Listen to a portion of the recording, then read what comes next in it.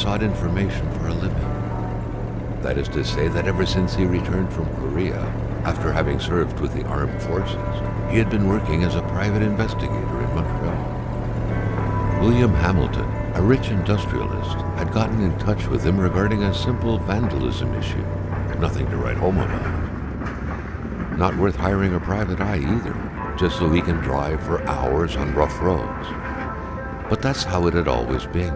The client pays, Carl gets it done.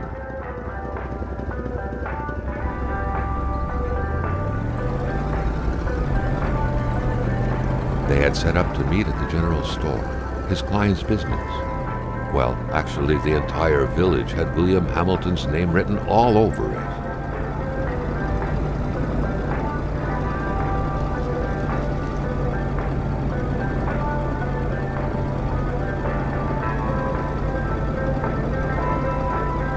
When the roads were bad, muddy, or snowed in, it was customary around these parts to close them off. But it was also customary to ignore those signs entirely and drive there anyway.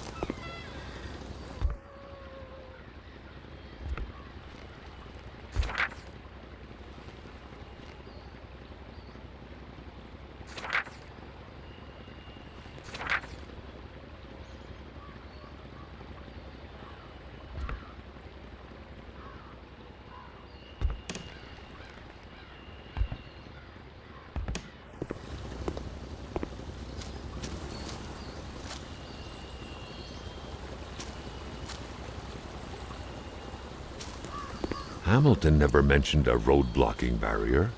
Why was it needed here in the back of Beyond?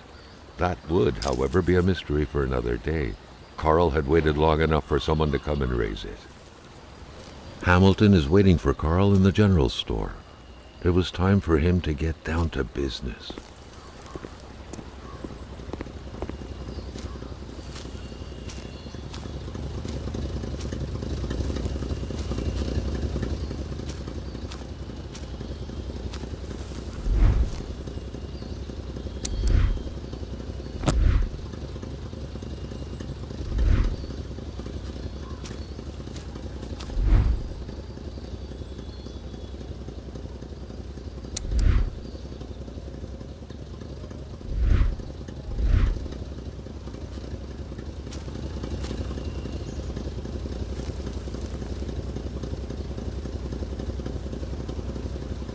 The Polaroid, Carl's long-standing and faithful ally, had seen its share of husbands caught red-handed cheating. There's always something out there waiting to be snapped away.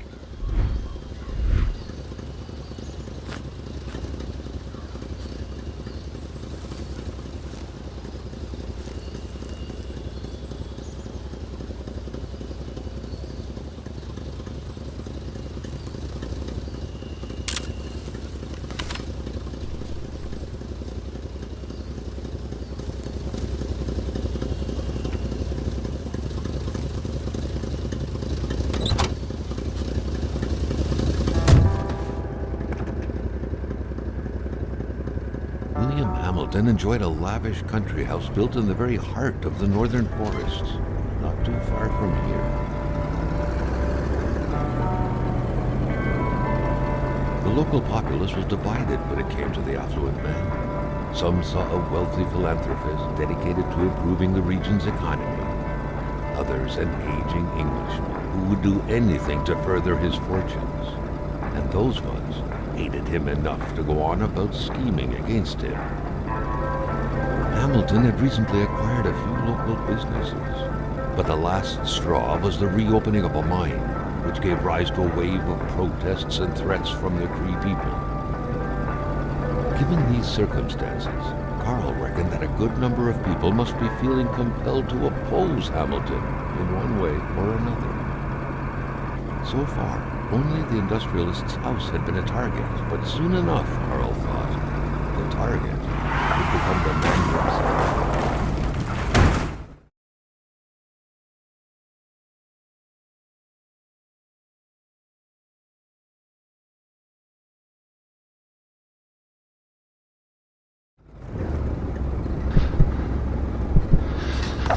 Carl needed to get out of there.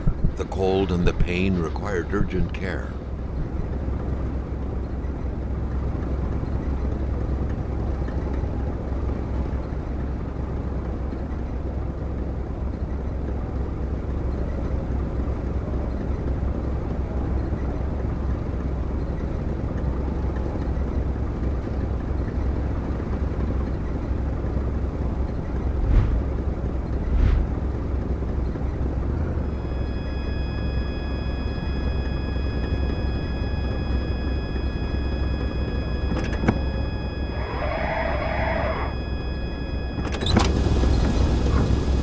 Carl wondered how long he would have to endure this skin-stinging cold.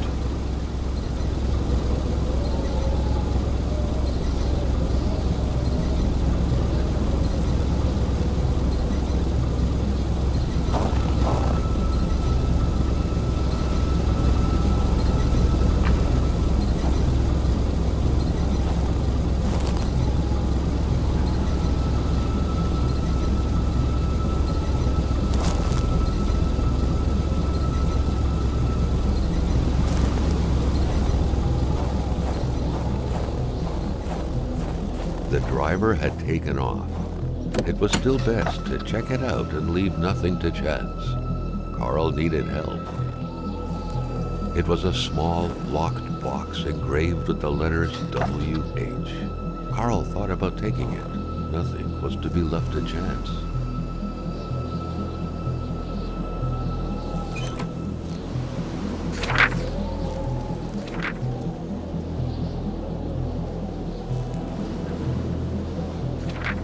Such heart-wrenching Nordic poetry that was.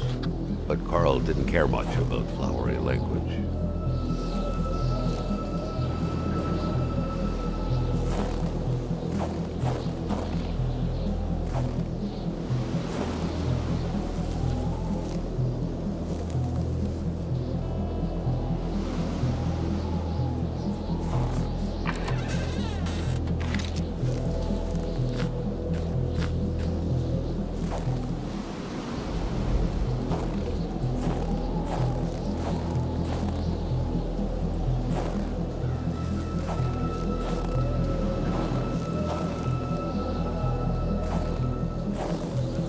This deep in the country, his last hope was to find an abandoned garage or a farm by the roadside. His life depended on it.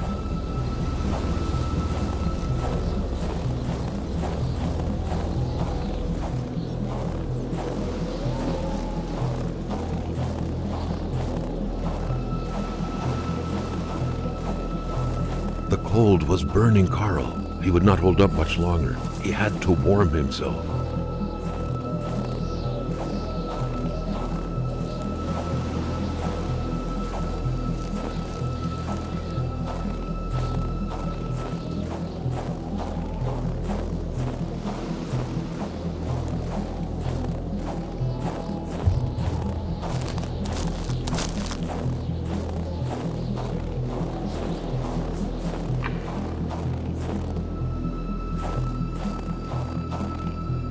More materials were needed to stir up the flames.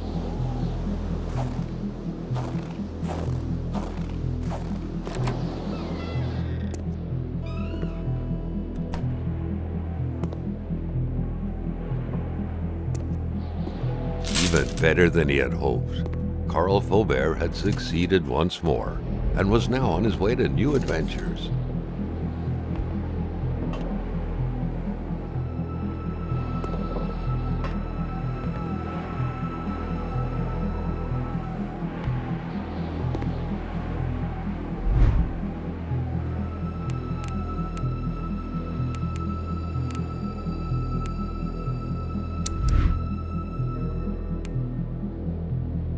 Carl, ever diligent in his work, always carried his log on him, in which he scribbled down thoughts and leads alike during the course of his investigations.